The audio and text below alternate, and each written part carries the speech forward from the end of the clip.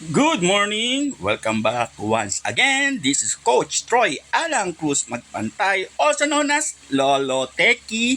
Ayan po, no? Ito po yung ating video vlog na kung saan ang topic po natin for today is paano po daw ito ginagawa. Ayan, no, yung sticker. Ay, may nagtanong kasi dito sa aking pinos. Ayan, sabi niya, paano yan, sir? Ayun. So, madali lang gawin to, no? So, pupunta lang po tayo dito sa ating ChatGPT. Ayan. And then, click mo lang po yung plus sign na yan. Yung plus sign. I-click mo lang yan. Then, click mo tong photos. And then, hanap ka lang ng selfie na photos na nababagay sa'yo. Okay, so halimbawa ito.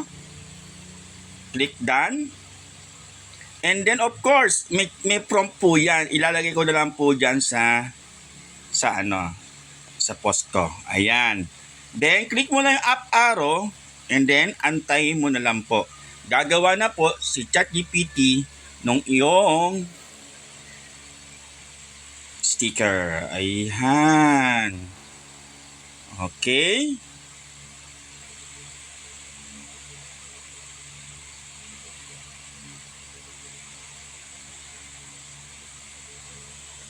Okay. Sabihin ko na lang dito, gawin mo na. Ayan. Ayan na. Kini-create na niya.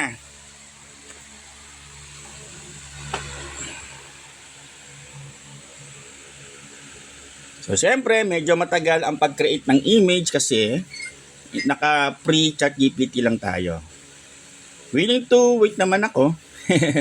Ayan, antayin lang po natin ma-create yung image natin. Alright?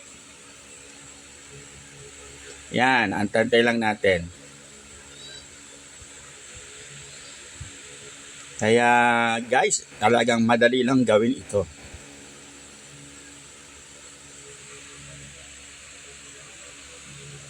Kaya dapat meron kayong chat GPT sa cellphone nyo.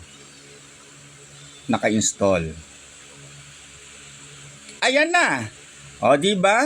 Ayan na siya. So, ang gagawin mo lang po dito is i-click mo lang po yung image na yan. Okay? And then, i-download mo na. Ganyan. Ganyan lang po kabilis. Ayan, o. Click mo na yung down arrow na yan. Then, automatic po yan. Masasave na yan sa cellphone nyo. Image save. I hope nakatulong po ang aking video vlog na ito. Hanggang sa muli, this is Coach Troy Alang Cruz Magpantay, also known as Lolo Teki. God bless everyone. Bye-bye!